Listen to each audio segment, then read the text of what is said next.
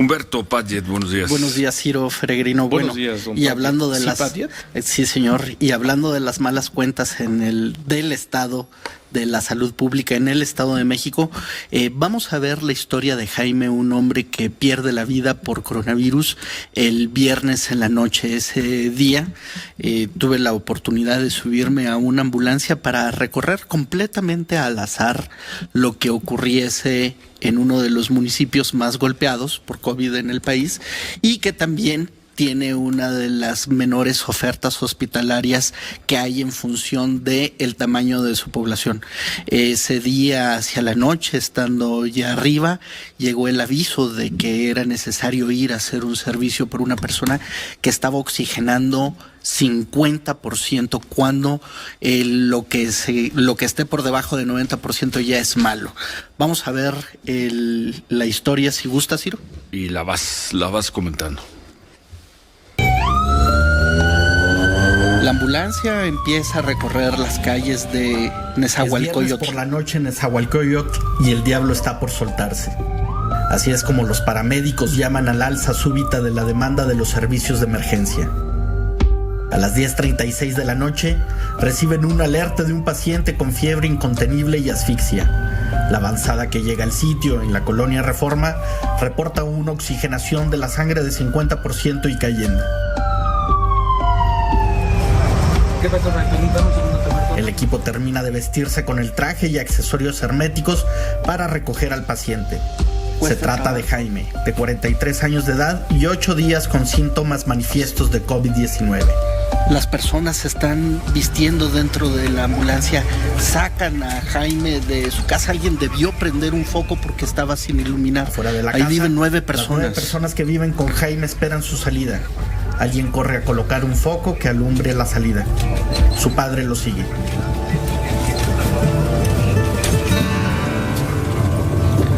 El hombre va desmadejándose. En algún momento se pudo parar. Yo no grabé el momento, estaba atento a lo que hacían los familiares. Alguien le había gritado, échale ganas. El hospital La Perla del gobierno del Estado de México está cerca. Pero la concentración de oxígeno de Jaime desciende a 30 y 3 minutos después, el paramédico Diego Luna tiene que iniciar maniobras de reanimación. Y ahí empiezan a masajear su pecho. A bordo de la ambulancia RM14 ocurre un mano a mano entre un hombre y la muerte. y llegan al hospital. La ambulancia Nos abren la llega al cerca. Hospital de La Perla y atraviesa la puerta de urgencias. Descienden a Jaime y lo llevan a la sala de choque, pero la lucha no llega hasta allá.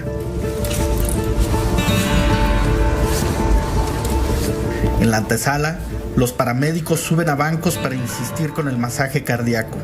A 3 metros, el padre del hombre sigue la escena con una radiografía de los pulmones de su hijo en la mano. Su padre abre las manos como que tratando de dar alguna Ordena a explicación. los socorristas detener la reanimación. Camina hacia el papá de Jaime y niega con la cabeza. Jaime ya no es una vida, sino integrante de la estadística oficial de más de 76,000 mexicanos muertos por COVID. Uy.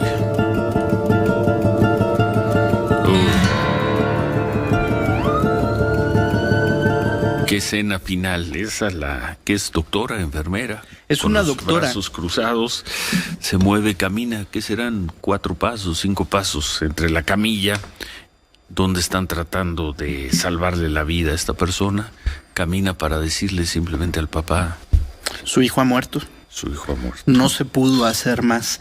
Es una situación en la que Jaime tenía 8 días con síntomas manifiestos y fue hasta los últimos 15 minutos de su existencia en que 9 adultos que estaban atentos a su situación decidieron llamar al servicio de emergencia.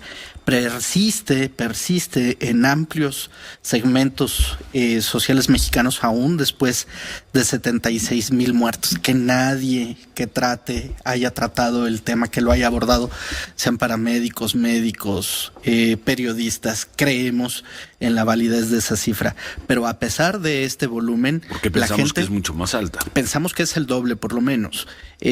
A pesar de esta estadística de que todo mundo en esa tiene un vecino que ha muerto de COVID, o sea, ya todo mundo conoce a alguien que ha fallecido por esta causa, la gente se tarda mucho porque dan por hecho de que las personas que llegan a un hospital mueren, y finalmente es el caso.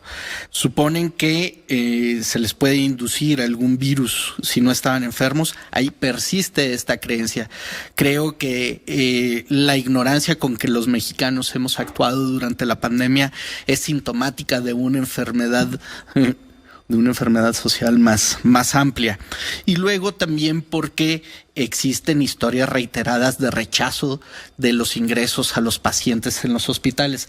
Tenemos el comentario que hace el jefe de urgencias de Ciudad Nezahualcóyotl, Leonardo Flores. Vamos a escuchar lo que él opina de la situación. En la recepción dentro de los hospitales hemos tenido mucha complicación en que nos puedan recibir a nuestros pacientes por COVID, y no nada más únicamente por COVID, los pacientes con trauma, cualquier tipo de trauma. Desafortunadamente no encontramos espacio, no encontramos médicos, y sobre todo pues la más inquietud que nosotros tenemos es el peregrinar con el paciente buscando la recepción. Si no tenemos, con nosotros contamos con 2 hospitales generales, el Hospital La Perla y Gustavo Vaz. De estos 2 hospitales, prácticamente, si no tienen espacio físico, tendríamos que buscar otro hospital dentro del Estado de México. Y si no tenemos tampoco recepción, pues tendremos que buscar recepción en la Ciudad de México. ¿Es frecuente el rechazo? Sí es. A la semana, ¿cuántos rechazos llegan a ustedes a tener? De 5 a 6. ¿A la semana? Al día. ¿Al día? Así es. 5 a 6. 5 a 6. ¿COVID y no COVID? COVID y traumas. 5 o 6 rechazos diarios. ¿Qué es un rechazo? Llegan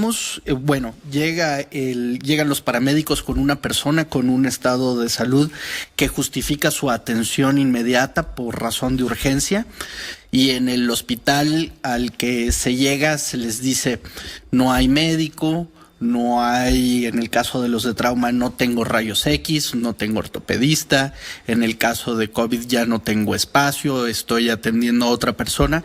Y eso lleva a que pacientes que tienen su vida en compromiso deambulen literalmente por el Valle de México durante varias horas. Esto yo lo vi, lo vamos a comentar, si tú estás de acuerdo, el día de mañana con una historia también hecha sobre una ambulancia. Este peregrinaje, ¿en esa zona? En esa misma zona. Este mismo peregrinaje ocasiona que los paramédicos, en el caso de los pacientes COVID, estén mucho más expuestos a enfermarse. De ahí, de los paramédicos con los que platiqué, que fueron unos 10, habían enfermado unos 7. Y de esos 7, había 2 que decían haberse infectado en 2 ocasiones. O sea, la gente pone en mayor riesgo su vida también por una situación de administración de los servicios públicos de salud en el Estado de México, pero también esto es algo que ocurre en el resto del país. Por supuesto, a mayor población, mayor probabilidad de que esto ocurra. El jefe de paramédicos, Leonardo, es insistente con el asunto de trauma, porque en la misma medida en que se han incrementado, en la misma medida en que se ha abierto o reabierto la actividad económica, hay más personas circulando, entonces hay más personas accidentadas. Y eso le mete otro grado de presión a los servicios de salud que con COVID o sin COVID ya estaban verdaderamente estresados, ¿no? Sí. Muy bien. Pues muchas gracias. Gracias. La historia de Jaime. Descansa en paz. La historia de don Jaime. ¿Cuántas así te han tocado? Más que te han tocado, has encontrado 3, cuando menos, 4. Cuando menos, y de que he visto gente dentro de hospitales, del país, que dice López-Gatell que no se saturan los hospitales. Yo estuve adentro de hospitales en Villahermosa, Tabasco, y en la capital de Puebla, y yo vi hospitales saturados, con gente boqueando como pez fuera del agua, apenas sentada en una silla de plástico con una sonda de oxígeno esperando a que les dieran cama. Vamos a pausa, gracias. 9:20, volvemos.